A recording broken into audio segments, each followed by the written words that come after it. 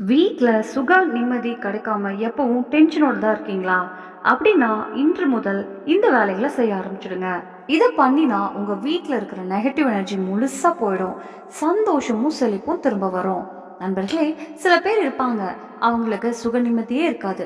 எப்பவும் ஆழமா யோசிச்சுக்கிட்டே இருப்பாங்க. ஏதாவது ஒரு விஷயத்துக்காக எப்பவும் கவலைப்பட்டுட்டே இருப்பாங்க. எல்லாமே இருந்தாலும் மனசுக்குள்ள எப்பவும் ஒரு கலக்கம். இதுக்கு காரணம் என்னன்னா, சில சமயம் நாமே தெரியாம செய்யற சில தவறுகளால வீட்டோட கிரகநிலை சரியில்லாம போயிடும். அப்படி இருக்கும்போது வீட்ல நெகட்டிவ் எனர்ஜி, தரித்திரமும் குடியேறிடும். அதனால தான் அந்த வீட்ல இருக்கிறவங்க எப்பவும் சந்தோஷமா இருக்க முடியாம போயிடுறாங்க. அதனால இன்று நாம் என்ன பார்க்க போறோம்னா, வீட்ல இருந்து நெகட்டிவ் எனர்ஜியை விரட்டிட்டு சந்தோஷத்தையும் செழிப்பையும் திரும்ப கொண்டு வரக்கூடிய 10 சிம்பிளான வழிகள். அதுக்கு முன்னாடி நீங்களும் மகாலட்சுமி அம்மாவின் ஆசீர்வாதம் எப்பவும் உங்க மேல இருக்கணும்னு நினைச்சா இந்த வீடியோக்கு ஒரு லைக் கொடுத்து உங்க சேனல் ஆன்மீக தமிழ சப்ஸ்கிரைப் பண்ணிக்கோங்க. கமெண்ட் பாக்ஸ்ல ஜெய் லக்ஷ்மி மாதான்னு எழுதிக்கிட்டு உங்க வருகையும் பதிவு பண்ணுங்க. நம்பர் 1, வியாழக்கிழமை. நண்பர்களே, சாஸ்திரங்கள்ல வியாழக்கிழமைக்கு ரொம்ப முக்கியத்துவம் கொடுத்துருக்காங்க. இந்த நாள்ல மஞ்சள் நிற உடை அணியணும். இல்லைன்னா அந்த நாள்ல மஞ்சள் நிற பழம் ஏதாவது சாப்பிடலாம். வியாழக்கிழமை வீட்ல யாராவது மஞ்சள் உடை போட்டிருந்தாலும் நல்லது. ஆனா புதன்கிழமை மஞ்சள் உடை போடக்கூடாது. இந்த விதியை பின்பற்றினா வீட்ல சுக நிம்மதியும் செழிப்பும் திரும்ப வரும். வாழ்க்கை சந்தோஷமா மாறும். உங்க வாழ்க்கையில இருக்கிற எல்லா பிரச்சனைகளும் மெதுவா தீர ஆரம்பிக்கும். நண்பர்களே, இன்னொரு முக்கியமான விஷயம் என்னன்னா, ராத்திரி தூங்குறதுக்கு முன்னாடி சமையல் ரூம்ல ஒரு பாட்டில்ல தண்ணி நிரப்பி வச்சிருக்கணும். இதை தினமும் பண்ணினா உங்க எல்லா கடன்களும் சீக்கிரமா தீரும். ஆனா பாத்ரூம்ல அழுக்கு தண்ணி நிரம்பிய பக்கெட்ல அப்படியே விட்டுட்டு வந்தா வாழ்க்கையில முன்னேற்றம் கிடைக்கவே கிடைக்காது. அதனால அந்த விஷயங்களை கண்டிப்பா கவனத்துல வச்சுக்கணும். நம்பர் 2, கோவில்ல பூஜை பண்ற நேரம் காலை 6 மணிலிருந்து 8 மணிக்குள்ள தான் பண்ணணும். இதையும் கவனத்துல வச்சுக்கணும். எப்பவும் பூஜை நேரத்துல நேரா தரையில உட்காரக்கூடாது. முதல்ல தரையில ஒரு பாய், தர மேட் மாதிரி இல்லைன்னா ஒரு துணியை விரிச்சு அதுக்கு மேல ஆசனமா உட்காந்துட்டு தான் பூஜை பண்ணணும். நம்பர் 3, வாஸ்து சாஸ்திரத்துல சொல்லியிருக்காங்க, வீட்டில் எந்த டேப்ல இருந்தாலும் இல்லைன்னா வேற எங்க இருந்தாலும் தண்ணி எப்பவும் சொட்டிக்கிட்டே இருந்தா அது பண நஷ்டத்துக்கான அறிகுறி. ஒரு துளியா தண்ணி சுற்ற மாதிரி உங்க பணமும் மெதுவா வீட்ல இருந்து வெளியே போயிடும். டேப்ல இருந்து தண்ணி சொட்டுறது ரொம்ப அபசகனம்னு சொல்லப்படுது. இப்படிப்பட்ட வீட்ல சுகம் நிம்மதி எப்பவும் நிலைக்காது. அந்த மாதிரி ஒரு துளியா தண்ணி சுற்ற மாதிரி உங்க பணமும் மெதுவா மெதுவா உங்க வீட்ல இருந்து வெளியே போயிடும். டேப்ல இருந்து தண்ணி சுற்றுறது ரொம்ப அபசகனம்னு சொல்லப்படுது. எந்த வீட்டில் டேப்ல இருந்து தண்ணி எப்பவும் சொட்டிக்கிட்டே இருக்கோ அந்த வீட்டில் சுகம் நிம்மதி ஒருபோதும் நிலைக்காது. அதனால அந்த வீட்டில் வாஸ்து தோஷம் உண்டாக்கி தரித்திரமும் குடியேற ஆரம்பிச்சிடும். அதனால உங்க வீட்டில் டேப்ல இருந்து தண்ணி சொட்டுனா அதை உடனே சரி பண்ணிக்கணும்.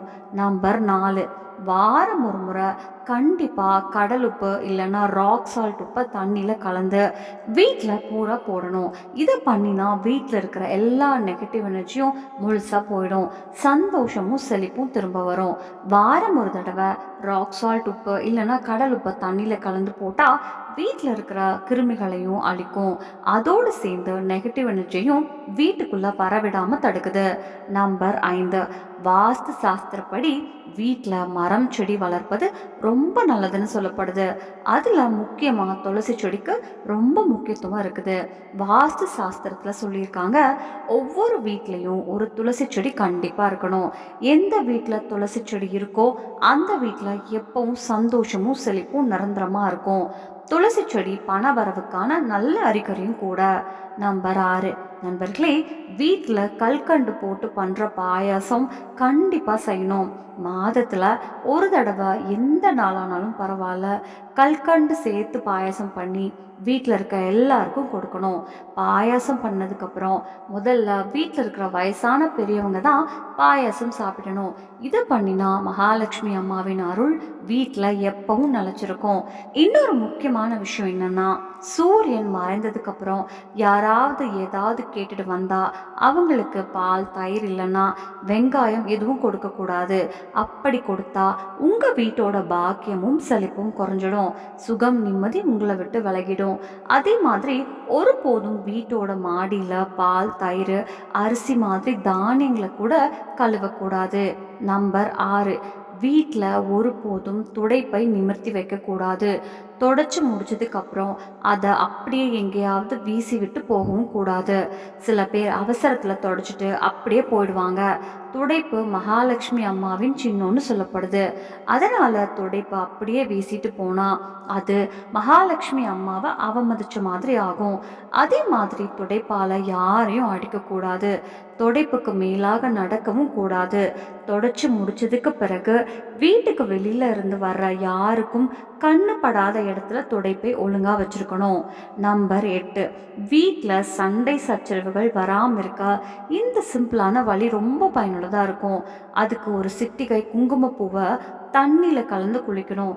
குளிச்சதுக்கு பிறகு பூஜை பண்ணி குங்குமப்பூ திலகம் வச்சுக்கணும். குங்குமப்பூவை பாலில் கலந்து குடிக்கணும்.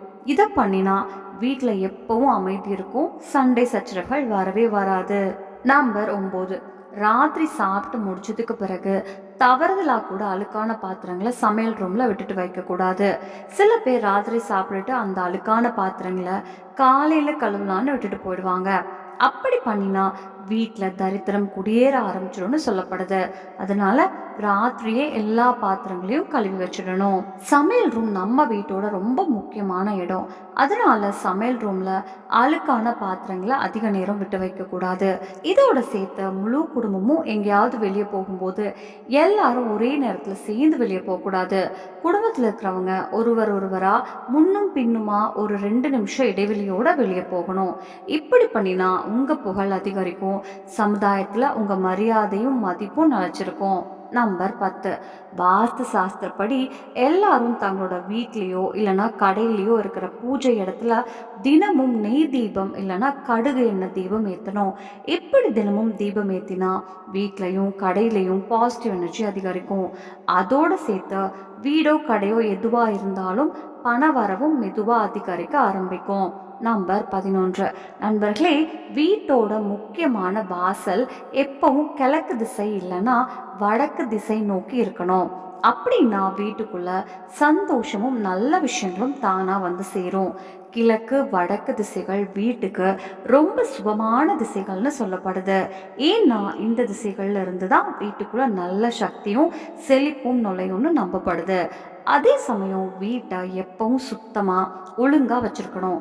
ஏன்னா எப்போதாவது மகாலட்சுமி அம்மா உங்கள் வீட்டு வாசலுக்கு வந்தால் வீட்டோட சுத்தத்தையும் ஒழுங்கையும் பார்த்து உங்கள் மேலே சந்தோஷப்படுவாங்க. நம்பர் 12, சில பேர் பெட்ரூமில் கூட செருப்பு செப்பல் போட்டு நடக்கிற பழக்கம் வச்சுருக்காங்க.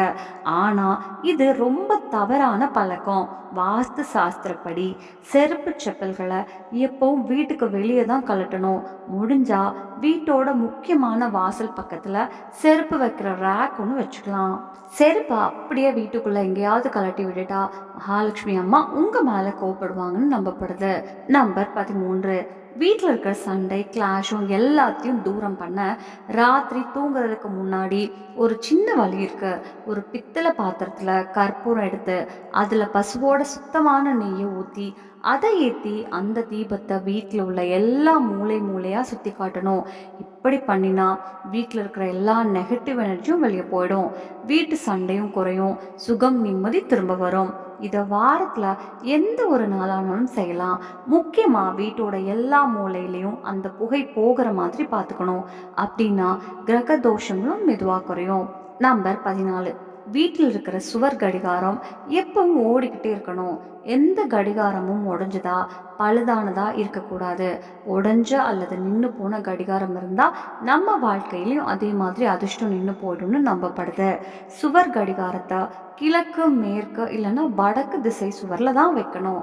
இந்த திசைகளில் கடிகாரம் வச்சா வாழ்க்கையில் வெற்றி நல்ல வாய்ப்புகள் எல்லாமே சுலபமாக கிடைக்கும்னு சொல்லப்படுது.